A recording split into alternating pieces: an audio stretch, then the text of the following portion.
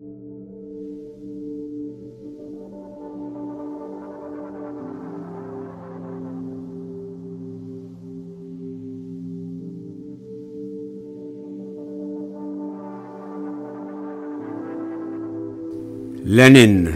خدا کے حضور میں۔ اے انفس و آفاق میں پیدا تیرے آیات، حق یہ ہے کہ زندہ و پائندہ تیری ذات۔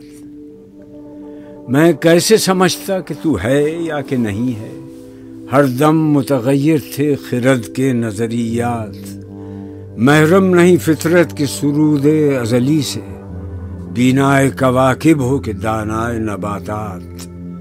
آج آنکھ نے دیکھا تو وہ عالم ہوا ثابت، میں جس کو سمجھتا تھا کلیسا کے خرافات۔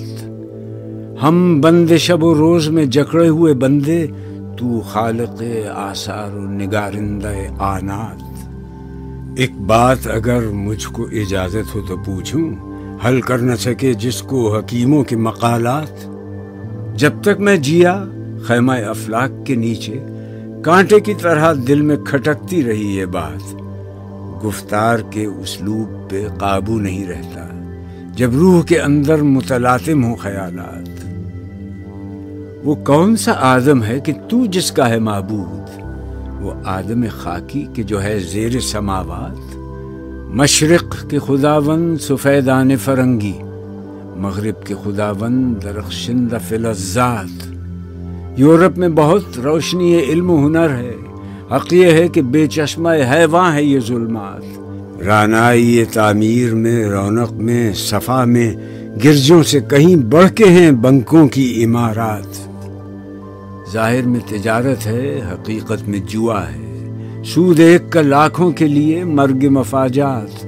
یہ علم، یہ حکمت، یہ تدبر، یہ حکومت، پیتے ہیں لہو، دیتے ہیں تعلیم مساوات۔ بیکاری و عریانی و میخاری و افلاس، کیا کم ہے فرنگی مدنیت کی فتوحات۔ وہ قوم کے فیضان سماوی سے ہو محروم، حد اس کے کمالات کی ہے برق و بخارات۔ ہے دل کے لیے موت مشینوں کی حکومت، احساس مروت کو کچل دیتے ہیں آلات۔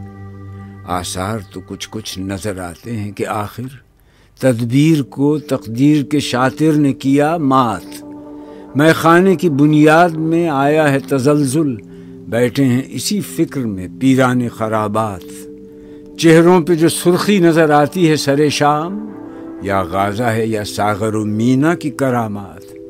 تو قادر و عادل ہے مگر تیرے جہاں میں ہیں تلخ بہت بندہ مزدور کے اوقات۔